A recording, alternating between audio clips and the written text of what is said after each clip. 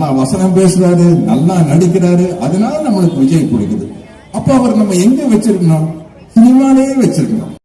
RK நகர்மணி 100% confirm ஆயிடுச்சு. Sathyaraj sir திமுகவோட UP எல்லாம் இருக்க முடியாதுங்க. ஏன்னா அவர் நேர்மையான வழியில தான் படத்துல சம்பாதிச்சு தான் பணம் நிறைய வச்சிருக்காரு. யூபி எல்லாம் கிடையாது.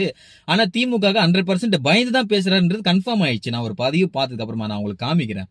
என்னன்னு பாத்தீங்கன்னாக்கா, இன்னைக்கு விஜயானனுக்கு ஓட்டு போடுங்க அப்படின்னு சொல்லிட்டு அவங்களோட பசங்க, அவங்களோட பேரம்பேத்திங்க சொல்லும் போது தாத்தா பாட்டி அம்மா அப்பா கேக்குறாங்க. காரணம், என் பையன் சொன்னா கரெக்டா தான் இருக்கும், என் பேரன் சொன்னா கரெக்டா தான் இருக்கும் சொல்லிட்டு கேட்டு நம்பிக்கையோட நான் போடுறேன்டா அப்படின்ட்டு தமிழ்நாட்டு மக்கள் ரெடி ஆயிட்டாங்க. பையன் சொன்னா பேரன் சொன்னா கேட்டுதானே ஆகணும். கேக்குறாங்க இல்லையா, நம்பிக்கை தானே நாளைக்கு மாற்றம் வரும்ட்டு. இந்த நம்பிக்கை சத்யராஜ் சாருக்கு ஏன் வரல?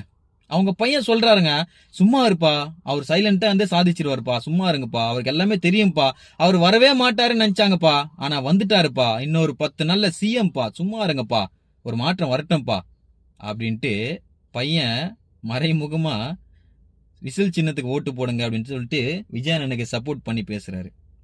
மாறணும்னா டாக்டர் குமார் அவர்களுக்கு விசில் சின்னத்துல வாக்களிங்க. தேங்க்யூ. பட் ஆனா இவர் கேட்க மாட்டேங்கிறாரு. அப்ப என்ன அர்த்தம்?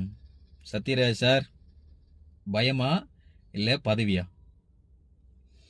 உங்களுக்கு தெரிஞ்சா சொல்லுங்க.